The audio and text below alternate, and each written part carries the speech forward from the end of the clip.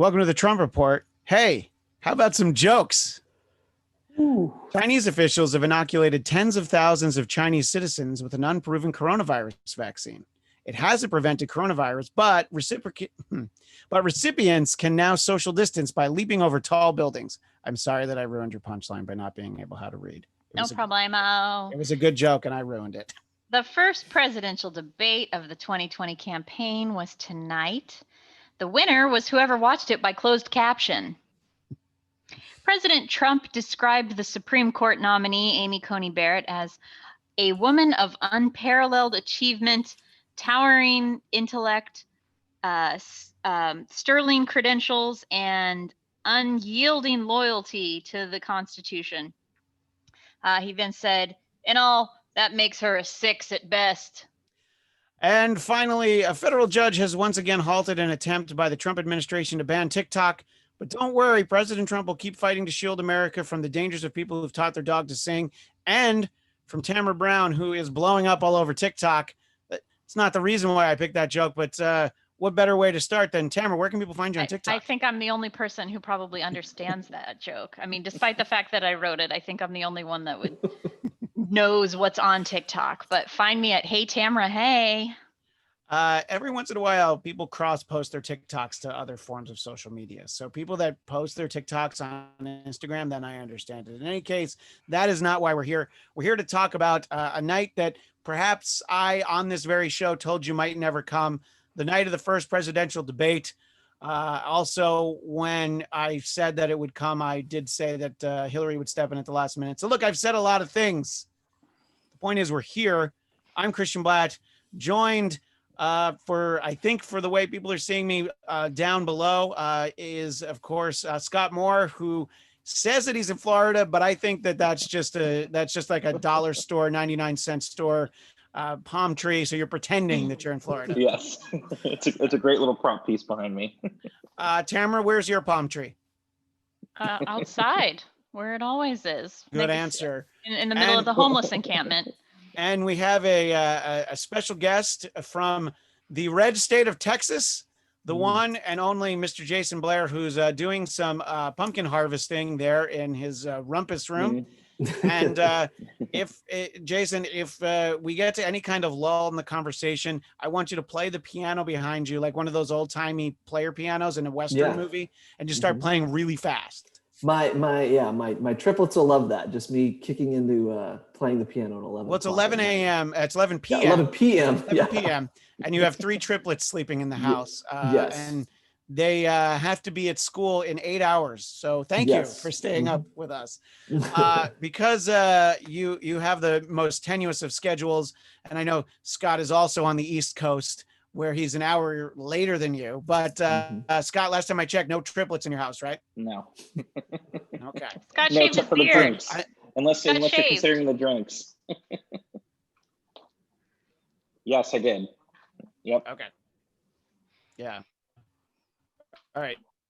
You both talking at the same time slowed each other down. So, well, then the candidates did tonight. When someone's speaking, we'll let them finish. We'll see how that goes. I will start with our guest, Jason Blair. I want first your overall thoughts. I also want included in that your thoughts of the job that Chris Wallace did as the moderator. I can't get my mind off of Tamara's joke there about reading it on closed caption, because I'm pretty sure whoever had to type the closed captioning is probably committed suicide by now, because, oh my gosh, just very true. Yeah, everything going on with that. It's one of those things where, people want to say that, Trump's a fighter, he comes out fighting, but, there's a lot of things that I think that, if you're kind of a right-leaning person, you're a little on the center side. There were some things that I think Joe Biden, you're like, oh, he might kind of step in it, but no one's ever going to notice that because Trump just spoke over everything. He never gave Biden a chance to, there was no talk, I think, of substance at all. It was just literally, you want to talk about smart, you're last in the class, and Biden coming back and saying, you're a racist, you're a clown. That's going to be the takeaway from it. No policy, really stuff that matters that anyone's going to pay attention to. I think there were some things about policy that if you're really a wonk like me, you would pick up on, but for 98% of the people out there watching this, it was just ridiculousness abounds. So it's really, I think, the two candidates that America deserves right now. I think there are a lot of people that look at Trump and they blame Trump for the way America is. People look at the Democrat Party, they say, well, look at the Democrat Party, look what they're supporting. Really, I think I'm more of the belief that our candidates really do follow where America's at, rather than the other way around. Politicians follow where America is. And I think this was just a reflection of America right now. You look on social media, it's just people screaming about each other and not talking policy. And all of a sudden we've got actual two candidates who are just screaming at each other and not talking policy. And I feel bad for Chris Wallace. I think he did the best he could to kind of follow the rules. It's funny to see people on my social media page that thought he did a terrible job. I'm like, well, what do you do? Obviously nobody's following any kind of sense of decorum here. There are rules that he's supposed to enforce. So, if people don't like him for that, I didn't have a problem with what he did. I think, Trump needed to be shut down a lot. And I think that nobody stayed on the issues at all. So it's hard to summarize because it was all over the place. Yeah, and look, I would agree that Chris Wallace did the best job he could, and I do think people are going to be critical of how firm he was with President Trump, and even saying that you're interrupting more than he is.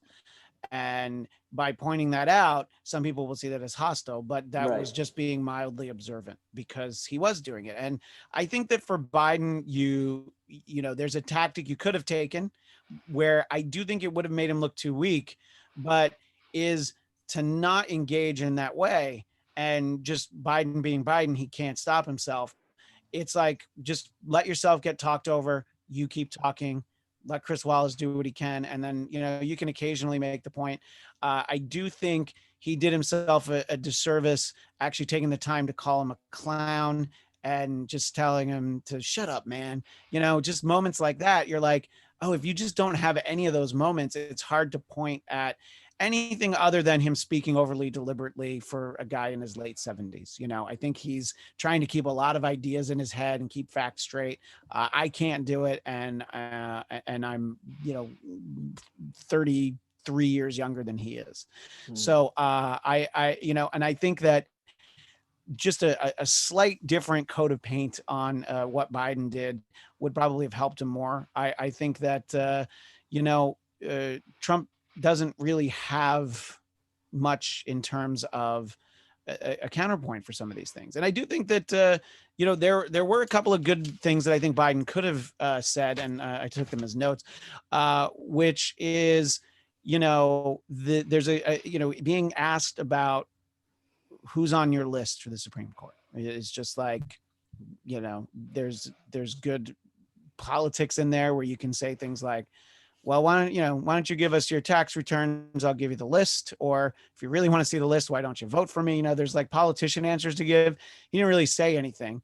At the same time, Trump made sure he tripped over himself to make sure that he in no way condemned the Proud Boys. So, there's definitely moments where they both could have taken something, but it's all lost in a mess. Tamara, just overall thoughts on the candidates and the moderator. I actually don't think it was as bad as it's being completely panned to be. It was not great, but with Trump as our president, half of America, you made your bed. This is what we've been in. This is.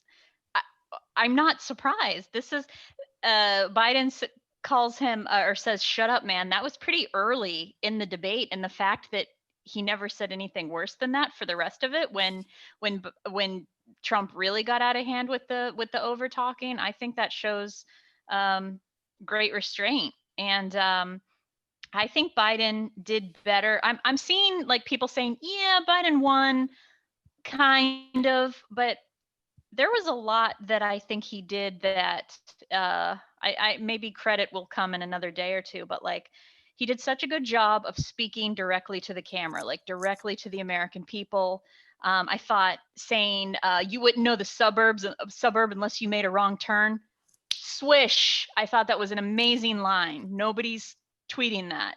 Like and then right after he said that, that's when he, spoke to the American people and said, the working class people, he made an appeal to the middle class and people that Trump looks down upon. I think Chris Wallace did the best job that he could and fact checked. There was one point where Trump was saying he has the best numbers. Chris Wallace said, well, actually it's this. And then when Biden,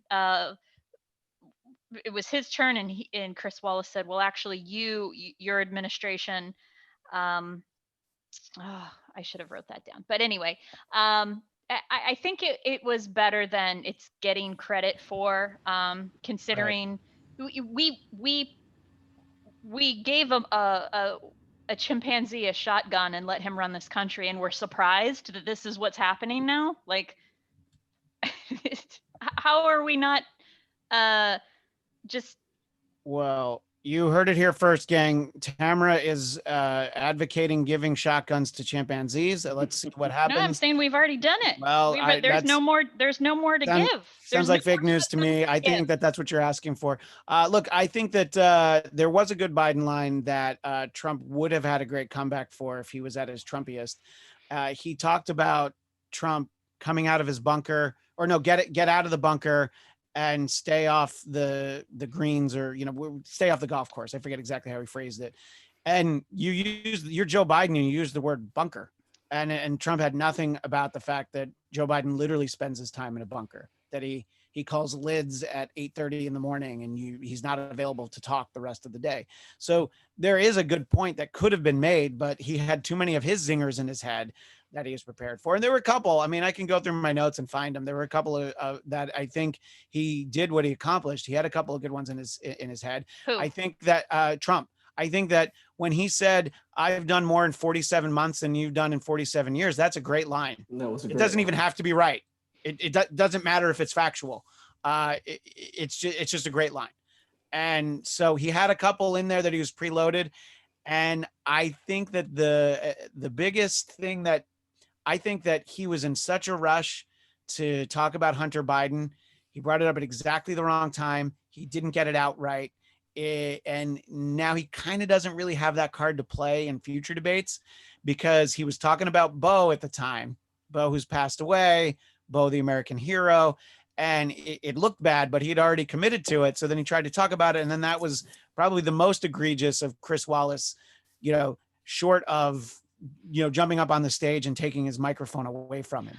I don't understand why we're not muting. Why did we not preemptively mute the person that's not honestly talking? And Scott, I was going to ask your opinion, but you can chime in with this.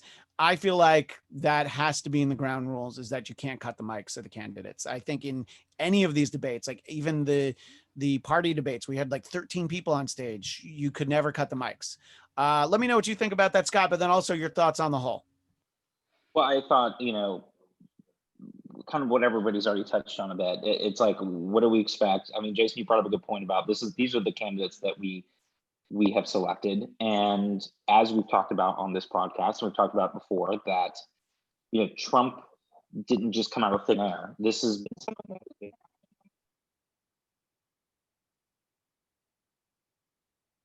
I don't want to say exploit it, but he was able to take that and run with that. But this is something that's been ongoing. It just wasn't just created. He's just taken it to a new level.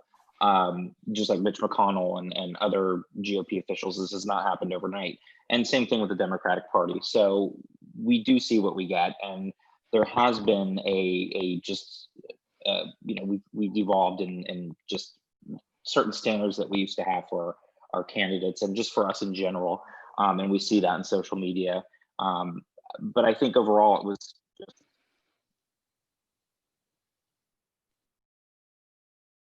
We periodically lose your audio there, Scott. But what were you saying to sum up there? I was saying that as a voter, we all lost tonight. Sure. that was the big thing, because we did not get any really good policy moments. They were talking over each other. I do think, Joe Biden had a couple good comeback lines. I disagree with the fact that the shut up man or whatever was not a good thing. I think that was good for him to kind of call him out. I don't think it would make sense for him to be able to just step aside the whole time and not call Trump out for some of his more egregious actions. So there was a good balance. Biden definitely fumbled a little bit at the beginning, but I think he got his groove as they went along. But I would have liked to have had more real policy things instead of just the constant talking over one another. And Chris Wallace did what he could. I mean, I wasn't impressed, but then again, I don't think there was much anyone could have done in this situation. And I think he did a good job calling both of them out. So. Yeah, look, for the shut up man thing, I think that if you're debating anyone other than the president, it's fine. I think that you're able to kind of take a higher road if you don't say shut up man to the president. You can, after the fact, say that you have more respect for the office than this guy does, but you did tell him to, it's a minor thing, but you're right. He should have said something. Jason, I said something. Yeah, Jason, I don't want to keep you too much longer. So I want to talk big picture with you. Yeah. I as one of maybe 3 people ever to appear on this show, probably 5 people to ever appear on this show who has voted for Donald Trump, and assuming that you will do the same, is there anything you feel like you could see, by the way, either from Trump that would make you like, well, I can't vote for him now, or is there anything that Biden could do to convince you otherwise? Or I feel like most people, whichever way they're voting, there's literally nothing that could change their mind, Yeah, I don't know what there would be to necessarily change somebody's mind. I mean, if there's something, I like policy. I want to hear policy. Honestly, the most policy we had was at the very beginning when they were talking about Trump's right to nominate a Supreme Court justice. And I mean, his point is, I'm president until January 20th, and I've got a Senate that's in my party until January 3rd. And the Constitution said, I mean, that stuff I like, but most people want to be on the semantics of,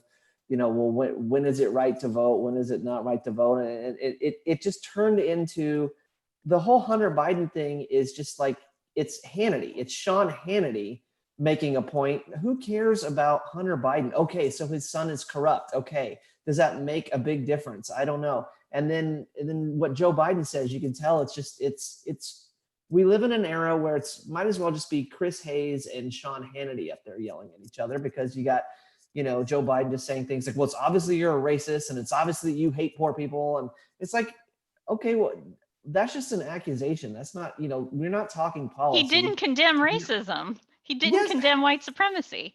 Yes, he's look, Donald Trump is never going to do that stuff because he's one of those type of guys. It's like it says, well, you concede the election, and he won't do it. We know why, because it's just going to be turned around against him. And you sort of want him to, but he's not going to do it. And, is he really going to sit there in the White House and hole up and make the army, frog march him out because he's not giving up?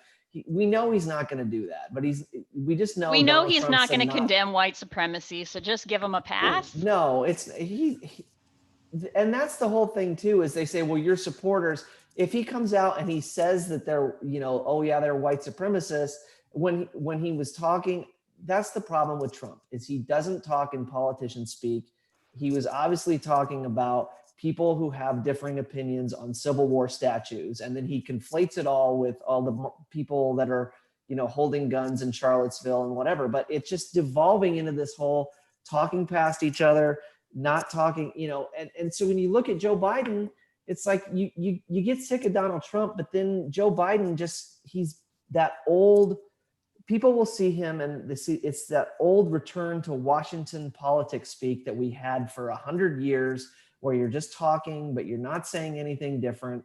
You're saying things that are totally contradictory, like, well, I would have stopped this disease, but then he's also blaming Trump for, shutting down the economy. And it's like, well, which one is it? Did he shut the economy down too much, or did he not shut the economy down enough? You're you're attacking him on both I ways. thought he and- was and very that's- clear that the no, Trump it wasn't administration clear at didn't all. put It was he totally, didn't put out totally a circular argument. Okay. didn't give supplies and information of how dangerous this was in the beginning. I thought Biden's point on that was that Trump knew in February how dangerous this was and kept that information private. No, And there was no talk that's- about how he would do things different. There was no talk. It's so easy to sit there and armchair quarterback, but that's just what debates are. And I think this is a bad situation for Donald Trump. For me as a debater, when he was going up against Hillary Clinton, he was the challenging party, and Donald Trump won that election because he goes on offense, and that's why people like him. But when you're the incumbent, you're playing defense because the opposing party is the one that's accusing you of doing everything wrong. We could do it better. We could do it better. So you have to be better from a defensive posture. Donald Trump is terrible at defense. He always goes on offense, and it doesn't play well when you're the incumbent. And I just think that this did not help him. It also doesn't make him look good when you're going on offense against a guy who's, people just see him as like their lovable old grandpa, but he's kind of not with it. And, you don't want somebody to sit there screaming at your senile grandfather. And that's what Donald Trump came off doing. And it's one of those things where I think it's not going to change minds. I'm not a big fan of his strategies, but at the same time, I'm not the person that is looking at this debate and changing my vote, because I didn't hear, Joe Biden say anything about, policy wise. He was asking him about questions of, who would you nominate, or would you He pack the said court? he- And he notice he opposes says the Green New that's not Deal. up for me. I'm not gonna comment on the Green New Deal. I'm not gonna comment on the. He says on the he didn't Bernie agree Sanders with the plan. Green. He Jason. doesn't I'm not- support. Jason, hang on a second. So Tamara, are you talking about Biden and the Green New Deal, or Trump and the Biden Green New Deal? clearly said he does not support the Green Right. New Deal. He has his own plan. He also said that he would not stack the Supreme Court. No, he did not. He would No, not. he He didn't, never he didn't said answer that. that. He totally didn't answer fine. it. punted. Yeah. He Which is punted on fine. that. Yeah. Which No, is fine. which he doesn't. He said. doesn't need to answer it. He It's doesn't need to more answer like, that. more like find out. But Yeah, so a no. couple points I wanted to make before I let Jason go, and then Scott, Tamara, and I will stick around for a little while. So there were, so there's the points you're talking about, and I think that Trump, the biggest arrow in his quiver was paint him as the crazy leftist who is answering to the big left, far left machine. Right. And Biden did a decent enough job of shooting that down, being like, the Democratic Party is me. And he's like, no, he's like, yeah, I can say law and order. I want law and order and justice too, So the things that it's like, you're not going to say this. He's like, no, I said it. And it's like, and then Trump does not say, I condemn the Proud Boys, because look, they're going to vote for him. So, he doesn't need to, and it's not going to change that much. So one of the final point I'm going to make with Jason is what I did think was a good line. I think that Wait. Really, You're saying that they're going to vote for him. So don't you mean he should have condemned them because they're going to vote for him anyway? No. Because they'll be angry and then they won't go vote if he condemns them. They're going to stay home if he condemns them. He's not going to change if he does condemn him. Whose mind is he changing? So no, he shouldn't. From his point of view, you're not going to condemn them. You're not going to say like, oh, I'm not going to condemn the Ku Klux Klan. I don't support them. But you don't want to say anything that gets people to not vote. By condemning white supremacy, I would think that a centrist that's on the fence. He needs 100% of his base to turn out. And then it doesn't matter how many centrists you get if you eat into that.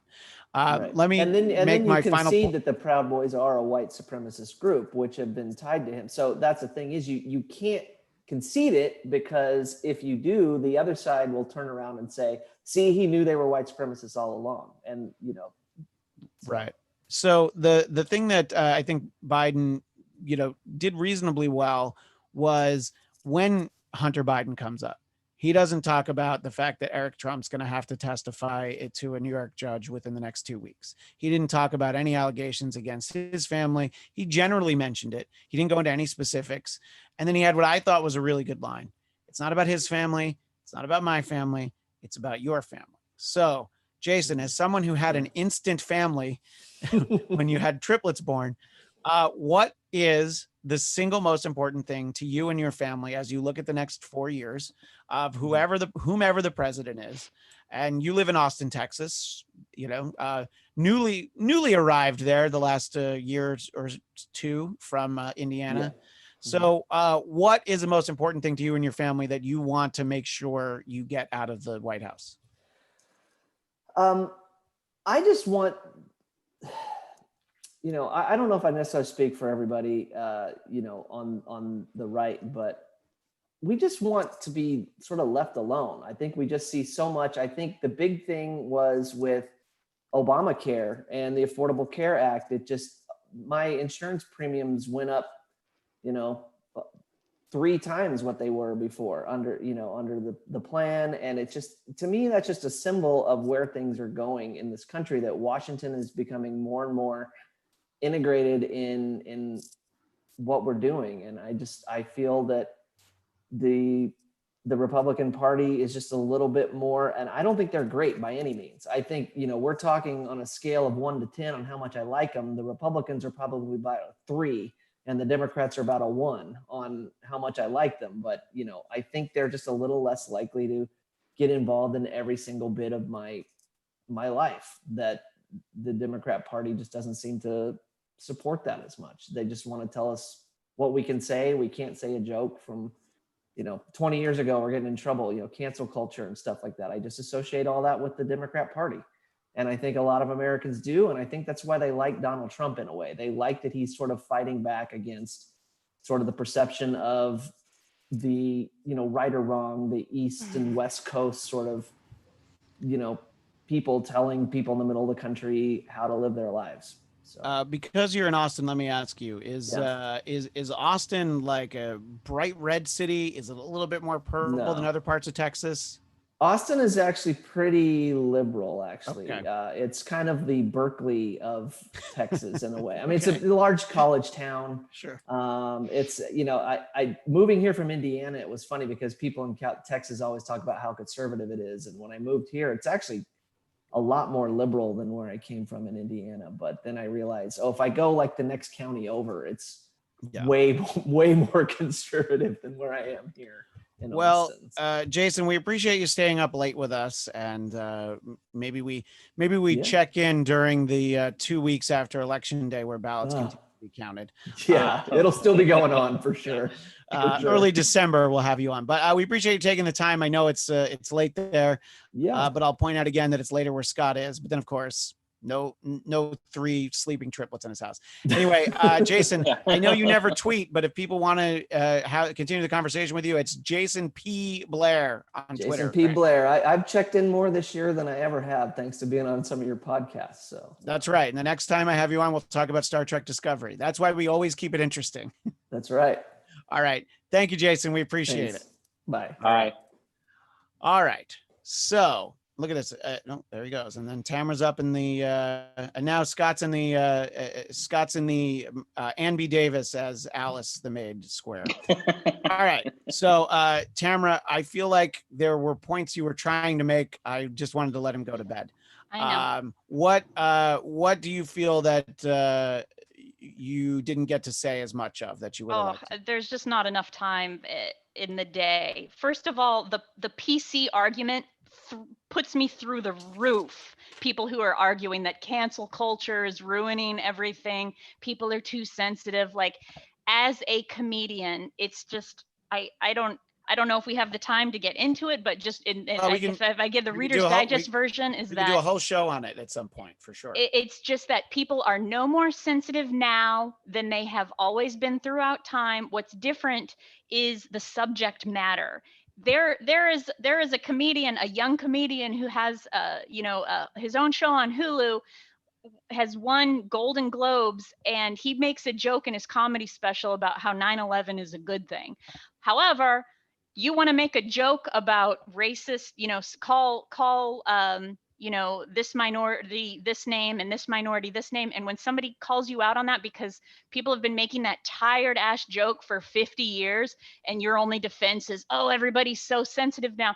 It's not that they're sensitive, it's that you're a grandpa who's saying something so archaic that it's not even, there's no ounce of creativity to it. If you have a nuanced way of giving us an idea that gives us some entertainment, you can say whatever you want. But to be mad that you can't make the same boring, awful joke that has been made for the last millennia and be mad at being censored, it's just insane to me. And then, yes, you'll always, it does not matter what you say, somebody will always call you a name and tell you you're being this or that.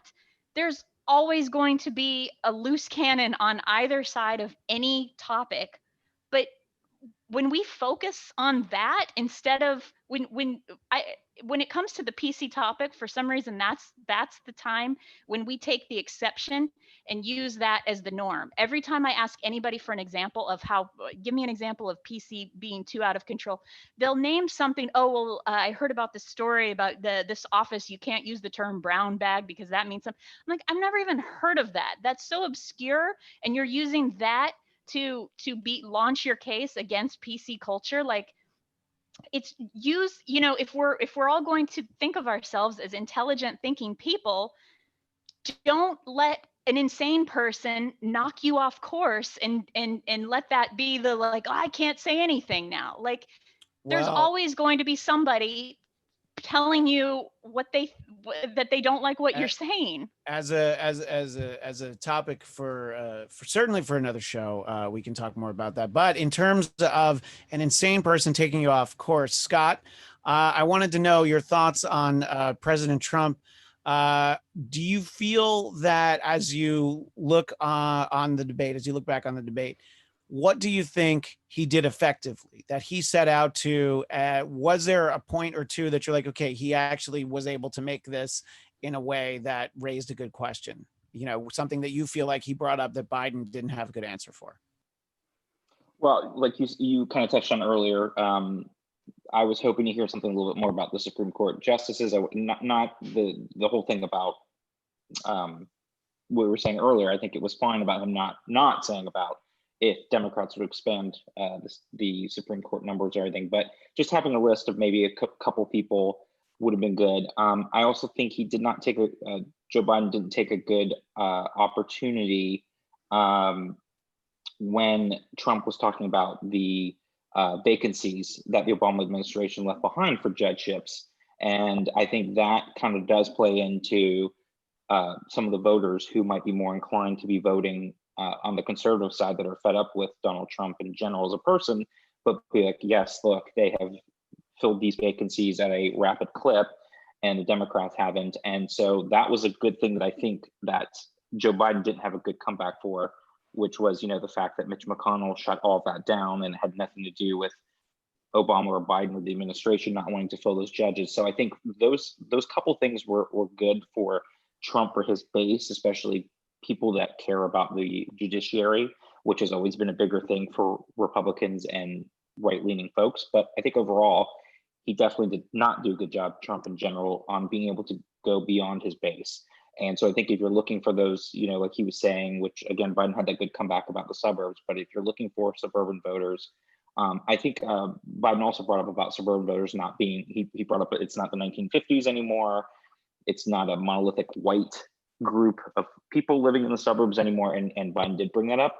Overall, Trump missed some opportunities to at least, I think, appease for some of those voters in the suburbs and the exurbs that are just turned off by Trump and his behavior. So by seeing him tonight, I don't think he made any more fans, and it's not going to help him move the needle at all. And right now, Trump needs to move that needle in his direction. He's way further behind at this point than he was with Hillary Clinton. So he didn't do a good job overall on being able to expand and push that needle a little bit over, in my opinion. Another good line that I thought Biden had was he Yes. said that I wouldn't just be a president for Democrats, I'd be the president for Democrats and Republicans. And I thought that was a really good statement. Yeah. That was towards the end too. In terms of not being able to reach out to the middle, President Trump can't help himself. And, he needed to refer to Elizabeth Warren as Pocahontas early. And I'm wondering, Tamara, sort of touching on what you're saying before, is it the job of Chris Wallace to acknowledge that many people consider it to be racist when he says that? Or did he do the right thing and be like, there's so many other things going on, I'm going to let other people talk about that? I'm just wondering, because I was wondering, I'm like, was he going to say anything about that? And I think in the grand scheme of things, he didn't need to. But I'm just wondering, do I have the wrong read on that? And is that an opportunity for him to point out, like, a lot of people think it's racist Well, when you say I that. mean, if he was going to do that, he should have also stopped Donald Trump at least 3 times he said the China virus. So, he should have, if he was going to do any of that, he should have called him out on any of those. But, everybody's just operating in the moment, and it's just so hard to know, I guess, Chris Wallace, which hill to die on. I think he shouldn't have been, he kept, as Trump is interrupting, he kept being like, sir, you need to stop, you need to stop, you need to stop. I feel like he could have just, well, I mean, I guess they can't mute the mics, but like, I feel like that was adding to the length that he was going on by Chris Wallace. I don't know, trying to stop him, but what else was he going to do? Just let him talk? I don't know. Yeah, no. And I think that we've seen that in other debates where the moderators get out of the way, and that doesn't work as well either. I mean, even in this cycle, we saw that in some of the earlier debates, so yeah, I don't know that there's much he could have done. Do you think that, I remember a moment where, and I did not have time to watch back, but I'm almost positive at one point, Biden made the same gaffe that he'd made earlier. I don't mean earlier tonight, but that he's made in recent weeks, referring to 200 million dead from COVID instead of 200,000. And Trump definitely didn't hear it, because if he did, that would have been something to point out. Because if you're making a point that this guy's not sharp, and he gives you that opportunity by making the same mistake that he has no doubt been corrected of before. Biden said that tonight. Biden, 200 yeah, million? Scott, did you hear that as well? Yeah. Yeah, he kept kind of interchanging millions, and some other times he did that as well. But that was the one in particular that I know he'd done before. Instead of 200,000, he said 200 million. Now, did anything jump out at you, Tamara? This is sort of the reverse of Scott's question. Anything that Biden said where you were like, oh, damn it. Like he was just so far off from what he should have said.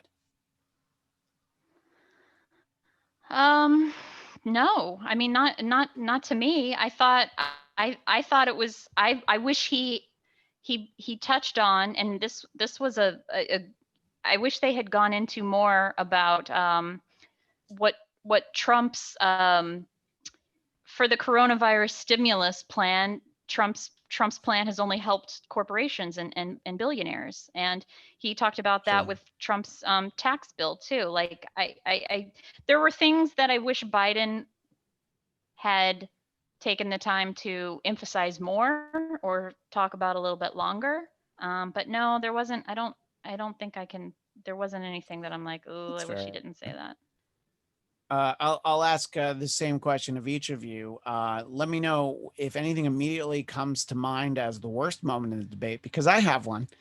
It was this guy is such a liar, and then Trump joins in, you're the liar. So that was literally the I know you are, but what am I moment. Yeah, it was the you're the puppet moment. Yeah, and it was just like, last time. It was like, oh my God. I was like, I wish you could hear it. I wish you could hear yourself, because it's like, you can make the point of, like you can make that point in a good way.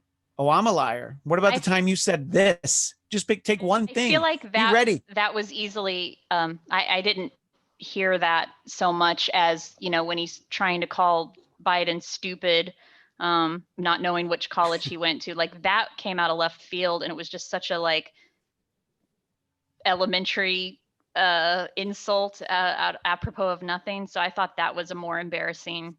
Yeah. And you know what that sounded like, Tamara? That sounded like something that was in his debate prep, but he skipped over it and he didn't really read it, because he's like, yeah, you didn't even say the name of the school right. And you weren't first in your class. You were last in your class. It's like, he's like, I know I got something here, but damn it, I didn't do the homework. I really could have done the homework, couldn't I? Scott, is there a particularly bad moment in the debate? And remember, this could be either of the candidates. This could be the moderate. This could be anything. Well, I thought that towards the end, when like we kind of touched on earlier, when Joe Biden brought up about Beau Biden and about calling what Trump called people in the military losers and suckers, and instead, like you touched on this earlier about how Trump had already mentioned Hunter, and he really couldn't change his mind there, but or change what he was saying. But if he would have just gone back and said, no, I appreciate Hunter's service to our country, and all the military men and women, if he would have just even said a little line there and to at least put that in there, it would have looked a whole lot better for Trump, but he couldn't even do that. And then he went on about Hunter Biden with his drug issues and, just stuff. And again, Joe Biden didn't go back and talk, like you said, didn't talk about Eric Trump, didn't talk about the nepotism of the entire Trump enterprise with all of his children, being employed. He didn't talk about how Ivanka now got consulting fees. I mean, there were so many things that Biden could have touched on, which in my opinion, he should have. But I thought that was about the lowest you could have gone was with Trump tonight, not even acknowledging that moment with Beau and just going right over and continuing to go on with this Hunter thing, which is just so idiotic because of him and his own children. And just in general, I thought he just did an awful job, which again, we expected with Trump. We knew he was going to come in and not be able to come and talk about anything substantive or anything about policy. He was just going to come in and have his child like bullying and tactics, and it was just a train wreck to watch in general. Right. I think that I think further debates are a waste of time unless we have a real-time fact checker who is there to pause the debate when Trump says, I have the best record of African American employment of any president ever. And if there was somebody that was like, pause, let's check the numbers on that, incorrect. I think that's the kind of thing that could maybe actually move the needle for somebody who we go back. We never know when they name numbers who's correct. They, Chris Wallace, was it Chris Wallace or was it Trump that brought up Biden? Oh, it was Trump saying Biden said super predators. And Right. so I Googled that and he never said super predators. He did refer to he did refer to juveniles who were convicted of violent crimes as predators. So sort of true, I guess. Sort of true. Yeah. But things like that I wish that we could fact check in real time because it just feels like a waste of time otherwise. Back to the moment where he needed to get in his conversation about Hunter Biden, he was so determined to make those points. He didn't actually address the thing that President Trump had been, we talked about it on the show a couple of weeks ago, the idea of, soldiers who were losers and suckers. And Biden brought that up and said, my son's not a loser. He's not a sucker, and he didn't go after that. Like that's a big allegation. And yes, he's talked about it before, but he let it go unchecked here. So, that is obviously not a particularly strong moment. It's not going to matter. I don't think a lot of it's going to matter. Scott, what did you think about his response to the, which we haven't had a chance to talk about on this show yet, the New York Times report that he spent $750 on federal income tax in 2 separate years, and that in 10 of the last 15 years he paid no federal income tax. And yes, he did give the explanation that everyone on his side gives, that he pays a lot in taxes, like corporate taxes and things. But as Chris Wallace pointed out, did you pay $750 of, I think he has to say personal federal income tax? And he said, no, he didn't. So what did you think about this issue and how Trump responded to it? This is one of the whole reasons, and I've even had some Republican friends say, well, he's using loopholes that are there that are completely legal, and nobody still seemed to care about that. But the fact of the matter is, if Trump was being truthful and had nothing to hide, then he would have released his taxes in 2016, like every single presidential candidate had done before him for the past 40 years, and he did not.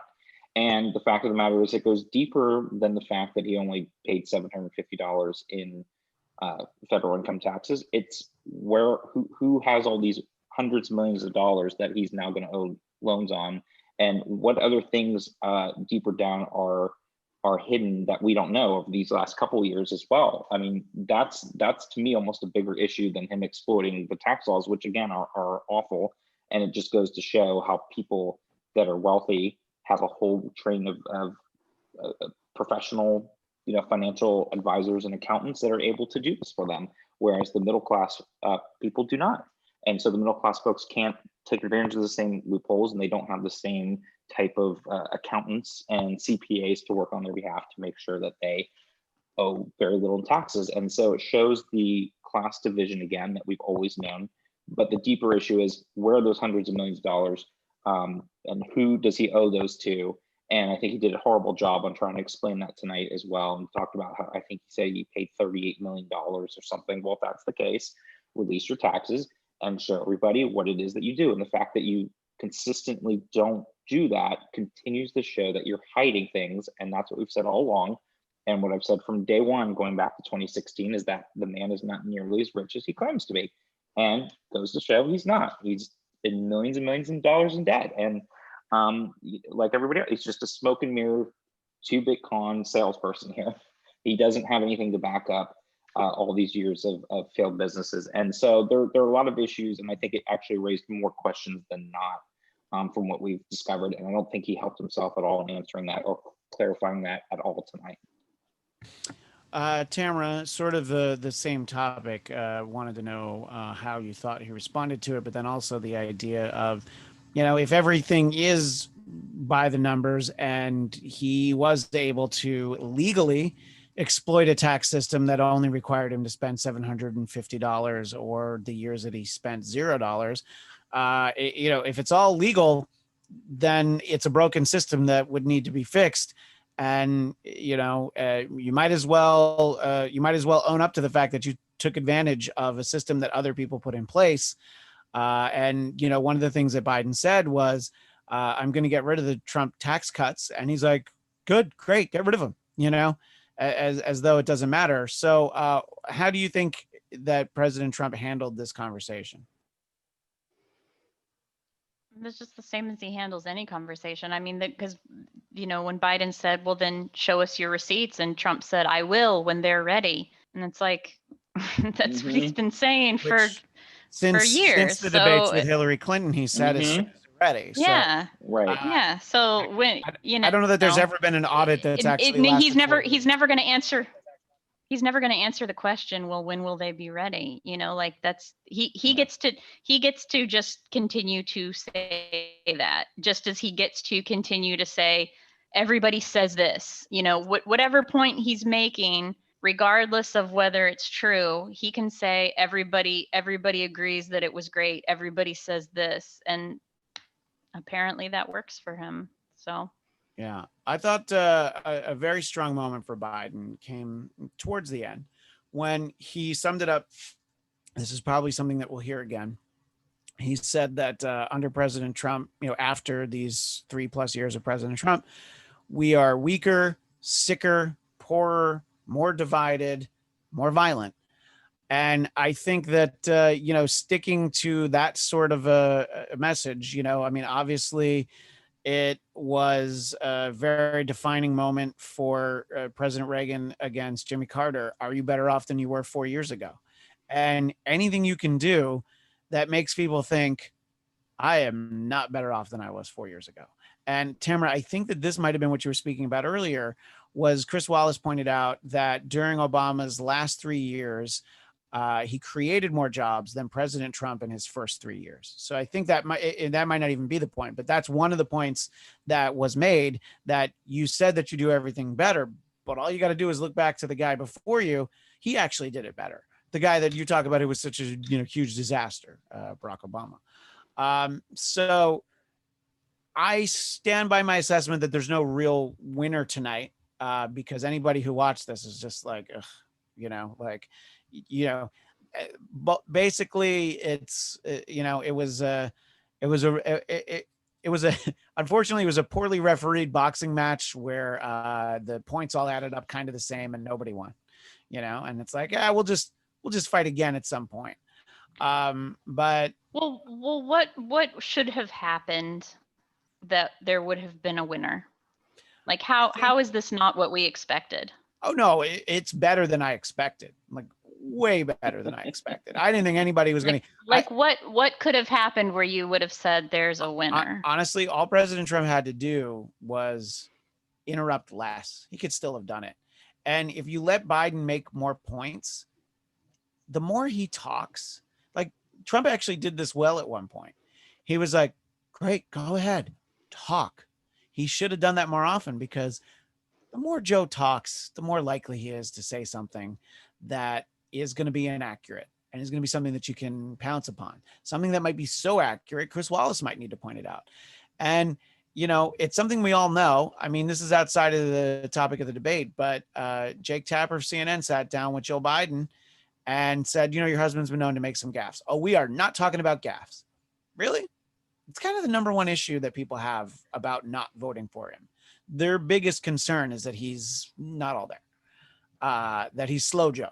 So do you think maybe we should talk about it? No? Okay. So I think that if Joe had been able to talk, you don't think we have to talk about the fact that, if he had gotten to talk more, we would have seen either look at how bad this guy is, or if you're looking for Biden to score points, be like, oh, he sure talked for an hour and a half without really getting himself way out there. What were you going to say, Scott? No, I was going to say, I think her point, and it's true, is you can't be talking about gaffes with Joe Biden when you have Donald Trump. That's the issue. It's yes, like we've said this on this podcast, and I've said this multiple times.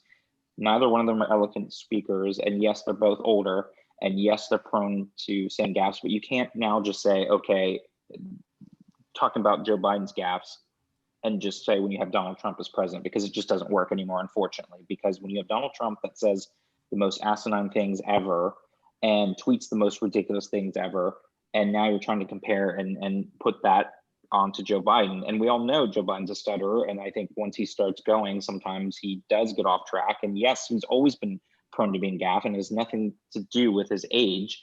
And that's just part of the tactic to portray him as elderly and frail, because it's like, again, what we've talked about, it's the projection. Donald Trump projects everything about his issues onto everyone else. Anything, he never can take responsibility for his own issues, and part of his issues are he himself speaks in word salads, and he has about 16 words that he uses over and over again.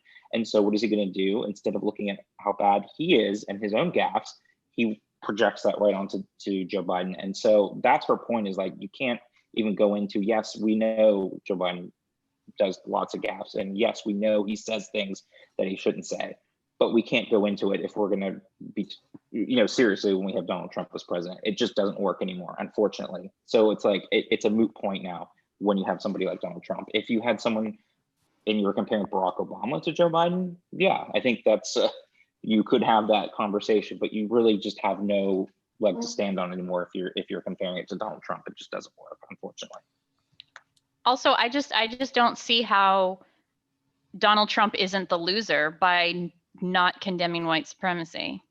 I mean, I feel like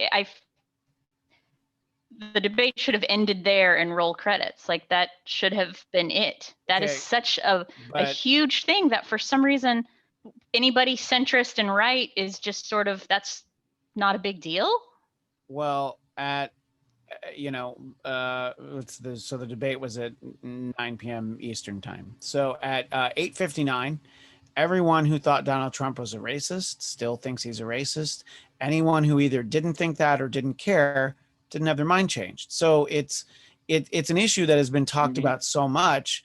You're right. It should have been a big issue, but we're at a point where it's just not. Right. Those horses are so far out of the barn. No, but we were just talking about whether there was a winners or losers to the debate tonight. So I'm just saying that clearly made Donald Trump the loser. Right. I would say Trump's the loser in that he didn't get to portray Biden the way that he usually talks about him. The fact that You know, he didn't need somebody to answer one of his questions. You know, that he didn't get lost. You know, there were no corn pop anecdotes. You know, there was none of the stuff that he wanted. He didn't have one of those moments to pounce on. So what I'll say to you, Tamara, and I'll ask Scott the same question in a moment. If you were advising Joe Biden, what would you tell him to do in the next debate? And I know you have to put on a hat that you might not possibly own, but not a MAGA hat, but just a hat as if you had this role. What is one thing that each of these candidates should take into the next debate? Like, okay, this didn't happen in the last one. Here's what my number one goal should be for the next one. I'll ask you for Biden first. Who? Tamara. Oh, okay. I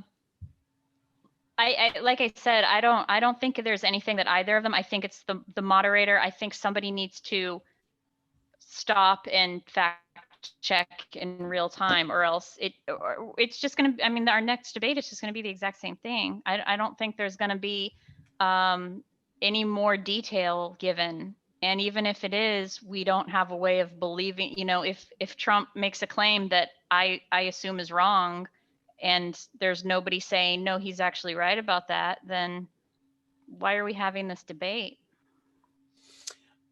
Is there anything that you feel like, whether he gets the advice from an advisor or not, do you think that there's something that Trump didn't accomplish here that he's like, this is definitely what I'm going after in the next one? Tamara. That he didn't accomplish? No, I think I'm sure he thinks that he did a bang up job.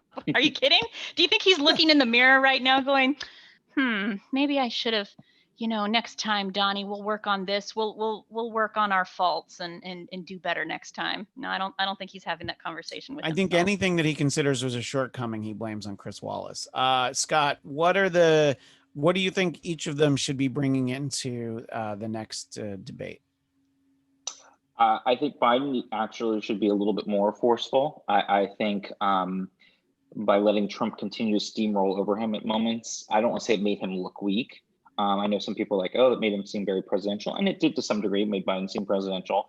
But I'd like to see him fire back even more on some of those false claims like Tamara was saying, because I don't believe we're going to get those fact checkers or those real-time type things. And I know Biden has said, I don't want to be the fact checker, but I'd like to see Biden actually have a little bit more spunk in a way and be able to come back and be a little sharper on some of those comebacks when Trump is completely lying. And then for Trump, he just needs to tone it down. He just looks like a petulant child who continuously interrupts and bullies and taunts, and he's not getting any other people that are going to come over to his side. And right now, I just don't think Trump realizes that he is way behind on where he even was, and he was behind by about 3 points on average around this time in 2016. He's averaging close to 7-8 points behind nationally. He is very, very behind, and he did not move that needle at all. And if he continues to act like this, he's not going to move that needle. And he needs every little undecided thought of any person has to start to come over to Trump and to vote for him, because otherwise he's just not going to win this election unless there's some major voter suppression going on, because he just has not brought anyone else into his fold. And sure, his base loved it, and I'm sure they cheered him on. They felt like they were at a UFC match. But to be able to get some of those voters who have other concerns and everything did not look at Trump tonight and said, okay, that's not my guy. So he really needs to tamp down the argumentativeness, the child pettiness, and the interrupting, and at least pretend to be more presidential and at least let Biden talk more. And then if Biden can come back a little snappier with some comments even more than he did, which he did good in some, but also really fact check Trump, I think that'll help Biden as well, and really go back to those policy issues that a lot of Americans are concerned about, because the economy for most Americans is not great right now. And Trump can talk about the stock market all he wants, but that is not the everyday American that is going to be voting. And they're really concerned about all these things. And unfortunately, he didn't do himself any favors tonight in that area. Well, what we have next is the vice presidential debate, which will be next Wednesday night. And every once in a while, a vice presidential debate is something that people look forward to. Usually you can kind of shrug it off. I think that this, in theory, will be far more policy centered because you do have you have two politicians who are comfortable in this arena, and will be able to, will be much more comfortable actually, discussing policy. What are you most looking forward to, Tamara, for the Pence-Harris VP debate next Wednesday night? Oh, I guess policy. Do we know who's moderating that one? Somebody I'd never heard of. So I can look it up, but you Mm. keep talking. Well, yeah. I mean, I guess it's. I think everybody's assuming it's going to be much more professional. There's not going to be any low blow name calling. But I also don't think that we're going to get any more information than we got tonight. I think Kamala Harris was on CNN interviewed Kamala right after the debate, and Jake Tapper said, you and Biden have been avoiding the question of whether you want to add justices to the Supreme Court. And she avoided the question, and then he goes, okay, well, for the record, you avoided the question. And so, I think that's going to continue. She's going to avoid the question too on the vice pres debate too. So Yeah, I don't think we're going to get any more information than. No. And by the way, the moderator is Susan Page from USA Today, someone I've literally never heard of, but Susan Page from USA Today, she is a moderator. And then the town hall meeting style debate will be October 15th with Steve Scully of C-SPAN. I know that C-SPAN's a channel. And NBC's Kristen Welker for the debate on October 22nd. And I when they announced these, I looked her up. She's NBC's chief White House correspondent. So she certainly has the resume for being the choice for the job. I just wasn't familiar with her. So that's who we have on those. Scott, same question. What are you most looking forward to in next Wednesday's vice presidential debate? Well, yes, I'm hoping for more policy, and I think I'm looking for some of the, I don't want to say attitude, but passion, some of the comebacks that I think Kamala Harris may have to Mike Pence and to the administration. So I think she plays, as we talked about in previous administrations and candidacies, as the VP can be more the attack dog. And I think she could play that role very well against someone like Mike Pence and be able to call him out and the administration out on some of their failures. So I'm really looking forward to that. Hopefully she really does bring her A game, her prosecutorial game, and really takes one for America to see some of these abject failures that this administration has had. So having her with Mike Pence will hopefully be entertaining in a much better way than the train wreck we saw tonight with the first presidential debate. But I'm also hoping for some more policy and really being able to see the differences between the two candidates and sort of the policies they would like to implement, the next 4 years. So definitely looking forward to that. And I think she'll be a great attack dog, and hopefully we'll have some good comebacks for Mike Pence. So that's what I'm most looking forward to. Well, the final thing I'll ask Scott, specifically for you, you've been in Florida the last couple of days. Have you seen even one Biden bumper sticker or lawn sign? I will still say, well, I'm in Southwest Florida right now, and it's more of what I call the country club Republicans down here in Collier County. Golf courses everywhere, all that good stuff. I've seen way more Make America Great hats than anything with Biden Harris. But I will say I've been surprised that one, the amount of campaign signs has been a lot more muted, where when I was here in 2016 and even 2018 for the gubernatorial race, I saw a lot more campaign signs in people's yards. So it was a lot more muted, but I'm actually surprised by the number of Biden signs that I have seen in people's yards in the area. So, like I had a friend that's in southern Mississippi right now, and of course the county went 50 points for Donald Trump, and it's not going to go to Biden, obviously, this time either, but there were more people with Biden signs. So to me, I've been surprised even here in Southwest Florida, how many Biden signs I have seen out and around town here. So Well, it's interesting. I can see people who are Trump supporters just not wanting to advertise one way or the other. You know, if you put the sticker on your car, it's a good way to get a brick through your window, you know. But So, again, in a heavily Republican area, in a place that would be very appealing for the voters here, that country club Republican setup, compared to 4 years ago, I am surprised by how much more muted it is than 4 years ago. and how much longer are you going to be there, Scott? Through this weekend. Okay, so when we reconvene next week, presumably after the VP debate, I want you to tell me which you saw more of: Biden Harris signs or stickers, or people wearing masks. Actually, I've been surprised by how many people have been wearing masks in stores and everything. It's rather surprising, Well, considering, because I was not expecting that. yeah, we have your national chains like Walmart and Target that Mhm. have like the corporate policies that they have to enforce, probably. But interesting. Well, Yeah. we will pick up that thread, and whatever happens in the VP debate, our plan will be to join you right around the same time after that is over. Until then, Scott, where can people keep in touch with you while you're on your travels? They can find me on Twitter at sman80. That's SMAN80. And Tamara, I hear you're blowing up TikTok. Get it while it's still out there before Trump shuts it down. That ain't gonna happen. At Hey Tamara Hey. And you can find me on Twitter and Instagram at ChristianDMZ. And if you're enjoying this show, please subscribe to the Blackcast YouTube channel. You will find shows like this, and also the self-titled Blackcast, my personal podcast, BLADTCAST, the Blackcast channel. Please subscribe. Thank you, everyone, and we will see you next time. Hi, guys. Bye.